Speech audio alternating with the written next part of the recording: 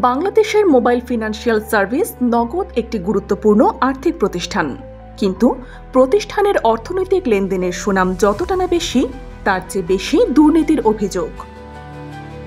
আওয়ামী সরকার পতনের পর সাম্প্রতিক সময়ে প্রতিষ্ঠানটির বিরুদ্ধে দুর্নীতি ও আর্থিক অনিয়মের অভিযোগ উঠেছে জোরে সোরে। নগদের বিরুদ্ধে অভিযোগগুলো শুধু সংবাদ মাধ্যমেই নয়, বরং বিভিন্ন সরকারি সংস্থার তদন্তেও উঠে এসেছে, যা প্রতিষ্ঠানটির কার্যক্রম ও পরিচালনায় স্বচ্ছতার অভাব সুস্পষ্ট। প্রতিষ্ঠানটির কাঠামোগত অবস্থা আরও শোচনীয়।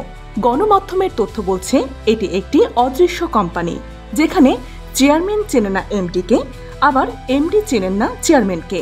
অফিসের ঠিকানাও ভুয়া, কাগজে কলমে থাকলেও আদতে প্রতিষ্ঠানেরই অস্তিত্ব নেই।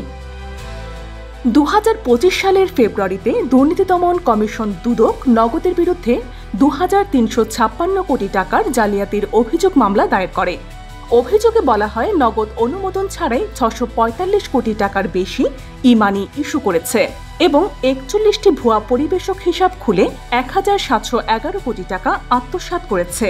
এই অর্থ সরকারি ভাতা বিতরণের নামে আত্মসাৎ করা হয়েছে। এছাড়া নগদের 70% বেশি শেয়ার বিদেশি প্রতিষ্ঠানের হাতে রয়েছে বলেও প্রমাণ পেয়েছে কোনো সংস্থা।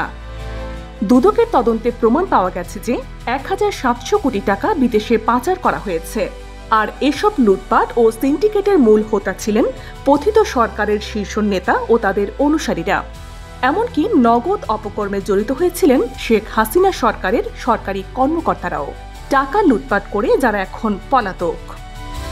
সূত্র বলছে, বিনিয়োগের টাকা কানা করেও আর দেশে ফিরেনি, চলে গেছে তৃতীয় কোনো দেশে।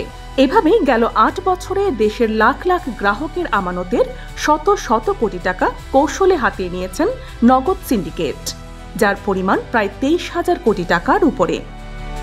আর্থিক খাতের বিশ্লেষকরা বলছেন, অভিযোগ ও তদন্তগুলো নগদের কার্যক্রমে স্বচ্ছতা ও নিয়ন্ত্রণের দুর্বলতার ইঙ্গিত দেয়।